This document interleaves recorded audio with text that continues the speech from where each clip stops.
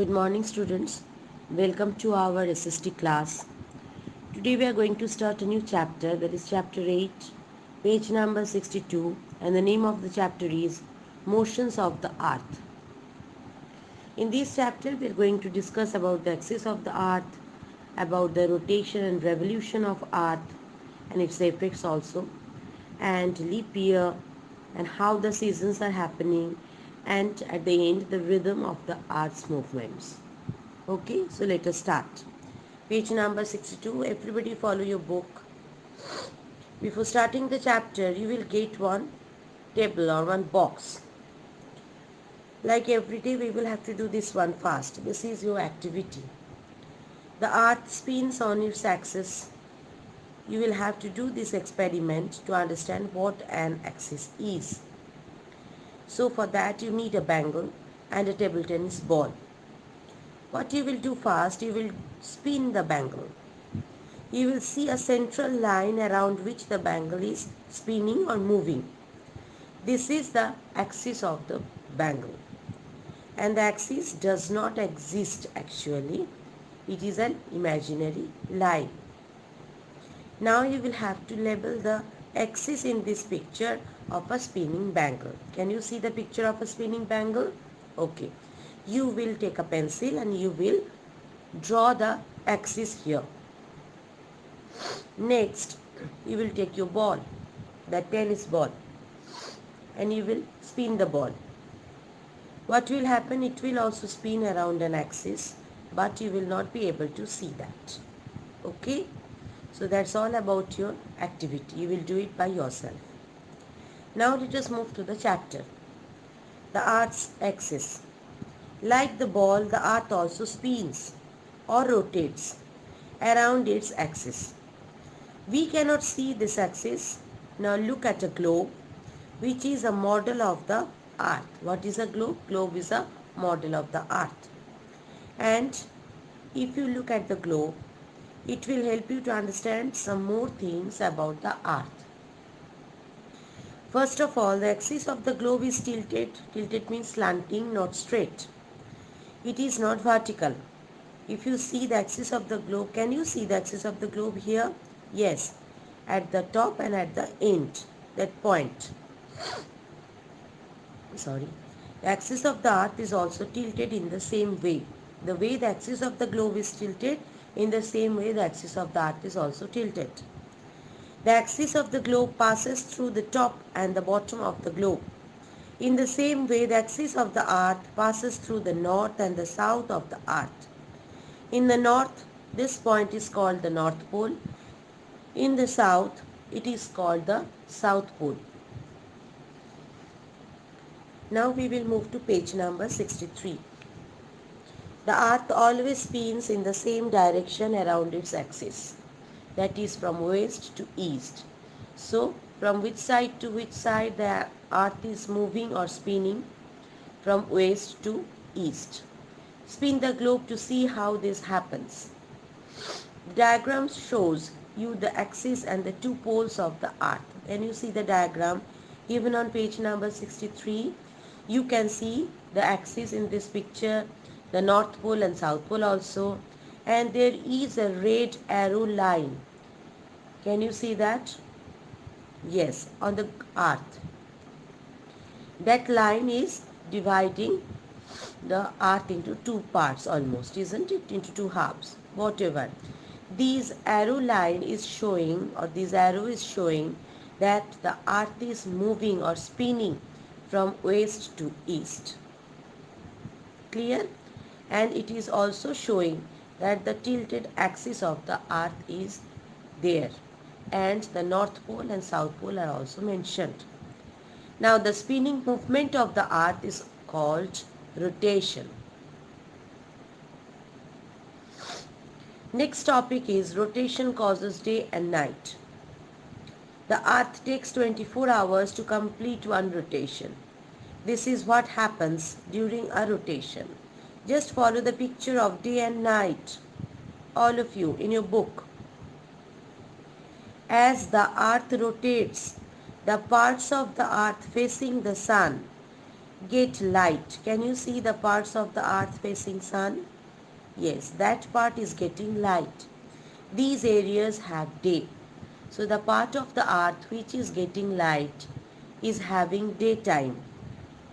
It's clear from the diagram. The opposite side of the earth which does not get the sun's light has night. That part is dark, and in that part it is night.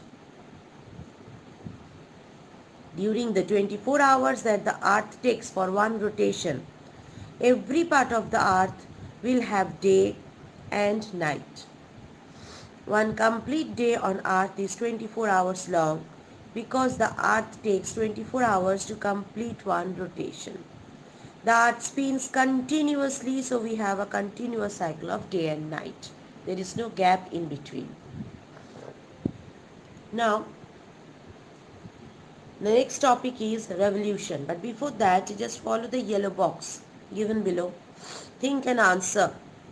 If the earth did not rotate on its axis, how would this affect the earth? So, if there is no movement of the earth or spinning of the earth on its axis, only one part of the earth will get the sunlight and the other part will always be in the darkness. So the part which is getting sunlight continuously will suffer from extreme heat. There will be extreme heat in that part. It will suffer from extreme heat. And the other part where there will be continuous darkness will be forever in winter. So the total system of day and night will be disrupted, will be destroyed, and people will extremely suffer. Is it clear to all?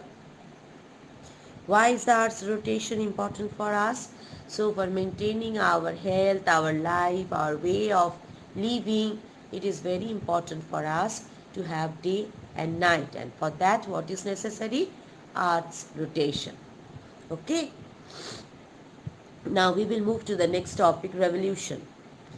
The Earth does not seem to move, but it is moving all the time. Though we cannot feel, but it is moving all the time.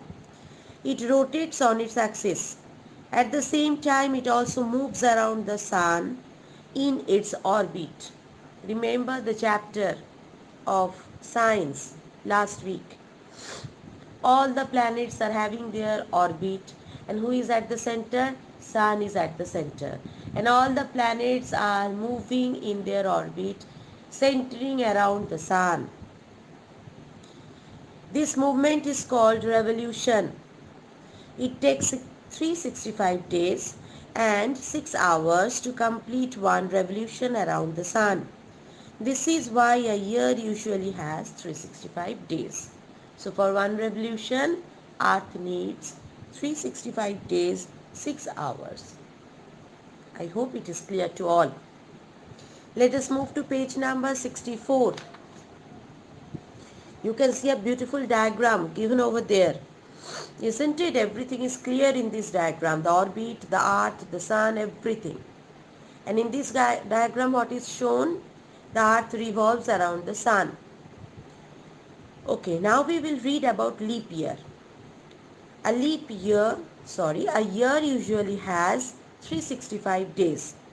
But the earth takes 365 days and 6 hours for a complete orbit or for a complete revolution. The 6 extra hours from each year are added up. In 4 years, these become 24 hours. 6 into 4, that is 24 hours. These 24 hours are equal to 1 day. This is an extra day. So in every 4 years, we are having one extra day. Every 4th year, this extra day is added to the year. Every 4th year, this extra day is added to the year. The year with an extra day is called a leap year. The year with an extra day is called a leap year. The extra day is added to February. So in a leap year, February has 29 days.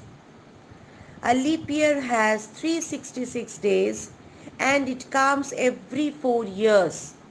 in 2008, in 2012, in 2016. All these are leap years. Okay? So I hope all of you have understood leap year. Now how the seasons are happening, we are going to study that. The change in seasons from summer to winter and then back from winter to summer happens because of two reasons.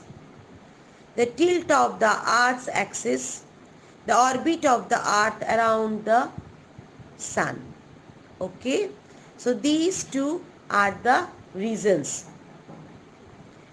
The diagram shows the tilt of the Earth's axis. It also shows that the equator divides the Earth into two equal halves. These are the northern hemisphere and the southern hemisphere. India is in the northern hemisphere. Okay? So if you follow the diagram given here, you can understand everything. You can see equator, you can see the northern hemisphere, you can see the southern hemisphere also. And from this diagram it is also clear that our India is in the northern hemisphere. Now let us move to page number 65. Again there is a drawing, the orbit of the Earth around the Sun. This drawing shows the orbit of the Earth. It shows the Earth in two positions on its orbit, in June and in December. Now let us see what happens when the Earth is in these two positions. First we will discuss in June. Now before discussing this, there is another activity given for you. You will need a big globe and an adjustable reading lamp. Can you see the reading lamp? It is an adjustable one. That is, you can move the light. Place the lamp at the center of a table. It represents the Sun. Look at the diagram of the Earth's orbit given above and place the globe in the position that says June. Make sure that the axis is tilted in the same direction as in the diagram. Turn on the lamp and focus the light on the globe. Now we will understand that above diagram. Understand the following paragraphs with the help of the globe and the lamp. So with the help of the globe and that adjustable lamp, we will understand the paragraphs given here. But before that, I will ask you to see the other diagram that is given at the lower portion of the page. The northern and southern hemispheres in June. The northern hemisphere has summer in June because it is tilted near to the sun and the sun rays are directly following towards the northern hemisphere. Can you see that? Okay. The northern hemisphere has summer in June. This is what happens. The northern hemisphere is tilted towards the sun and the rays of the sun fall directly on it. Now look at your globe to see this. We are moving to the next page, page number 66. The days are long because the sun rises early and sets late. Look at the North Pole as the earth spins. The sun never sets at the North Pole in June. So the North Pole and the areas around it will have continuous day and never have night in June. This is called polar day. And the sun is called the midnight sun over there. Now he will spin the globe to see how this happens. The southern hemisphere has winter in June. Here is how. The southern hemisphere is tilted away from the sun. That is, it is far from the sun. The rays of the sun fall less directly on this hemisphere. Look at your globe to understand this. You will have to move the globe and the light accordingly with the situations that are described here. The days are short because the sun rises late and sets early. Look at the South Pole. As the earth rotates, the sun never rises here. The South Pole and its surrounding areas are always dark in June. This is called polar night. If you spin the globe, you will understand this. So in June, while the North Hemisphere has summer, the Southern Hemisphere has winter. Just because one part, that is the northern part, is getting the direct sunlight and the southern part is getting the slanted or less sunlight. I hope everything is clear to you. If it is still in doubt, you can do that globe and light activity. You will understand it clearly. Now we will discuss the condition in December. Now shift your globe to the December position in its orbit.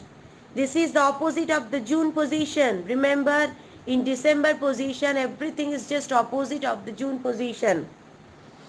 Make sure the axis is tilted in the same direction as the diagram. Turn the lamp to face the globe and follow the picture given below. In December, the seasons will be the opposite of what they are in June. The northern hemisphere has winter in December. Why? The northern hemisphere is tilted away from the sun. Means it is far from the sun. The sun rays fall less directly on it. The days are short as the sun rises late and sets early. The North Pole will now have continuous night, that is polar night. Now look at your globe and spin it to understand this. What we are going to understand next? The southern hemisphere has summer in December. The southern hemisphere is tilted towards the sun, that is nearer to sun. Its rays will fall directly on the hemisphere. The days are long as the sun rises early and sets late. The South Pole will have continuous day. Now use your globe to understand this. Okay. So when the northern hemisphere is having winter in December, the southern hemisphere is having summer. The northern hemisphere has the longest day on or about June 21 and the shortest day on or about December 22. Day and night are equal on or about March 21 and September 22. This is just for your information. The two hemispheres have opposite seasons. When the northern hemisphere in places like India, the USA or Europe has summer, the southern hemisphere in places like Australia and South Africa has winter. When the southern hemisphere has summer, it is winter in the northern hemisphere. Okay, so the two hemispheres have opposite season. Now we are going to know the next did you know part. 6 seasons were identified in ancient India with the following Sanskrit names: Grishma, that is summer; Varsha, that is monsoon; Sharat, that is autumn; Hemant, that is winter; Shishir, that is the season when snow thaws; and Vasant, that is spring. This is also for your information, not to learn. Next is the last topic, that is the rhythms of the Earth's movements. We have seasons because of the tilt of the Earth's axis and the orbit of the Earth around the Sun, through which the Earth completes one revolution. As the Earth goes around the Sun, one season follows another in a continuous cycle. There is no in-between gap. This happens year after year. The rhythm, that is the regular movement of the seasons, never changes because the revolution of the Earth never changes.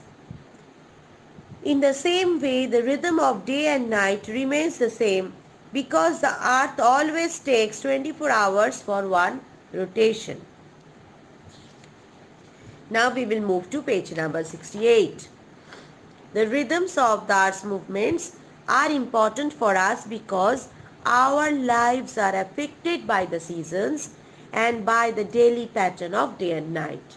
So the happening of seasons and the daily happening of day and night are very much important in our life. It keeps our life in movement, in a motion, and we are already accustomed or habituated with this system. So if this system is hampered or disrupted, the human race will suffer equally. Now that's all about your chapter. You will get lots of keywords and I am going to give you separately the keywords, not in this video. And now we are going to discuss the exercise part. So please move to page number 69. The first one, fill in the blanks. Fill in the blanks in these sentences with the help of the diagram. There is a diagram given. With the help of this diagram, we will have to do this. Let us see the first one. A. In position Y, it is the dash season in the northern hemisphere and the dash season in the southern hemisphere. So in position Y, it is the summer season in the northern hemisphere and the winter season in the southern hemisphere. Now number B. In position Z, it is the dash season in the southern hemisphere. It will be summer. It is the summer season in the southern hemisphere and the dash season in the northern hemisphere. So it will be winter and the winter season in the northern hemisphere. Now next to each position in the diagram, write J or D to show which month it is. So you will have to write down J in position Y and you will have to write down D in position Z. So J is for June and D is for December. Now we will move to the next question. Put a circle around the odd one out. Okay. First one. In your notebook, explain why it is not a part of the list. That you don't have to do. Just circle around the odd one in your book. That will be enough. Everything should be done in the book only. Number 1. Rotation, spin, earring, bangle, ball. Rotation, spin, earring, bangle, ball. Except earring, everything spins.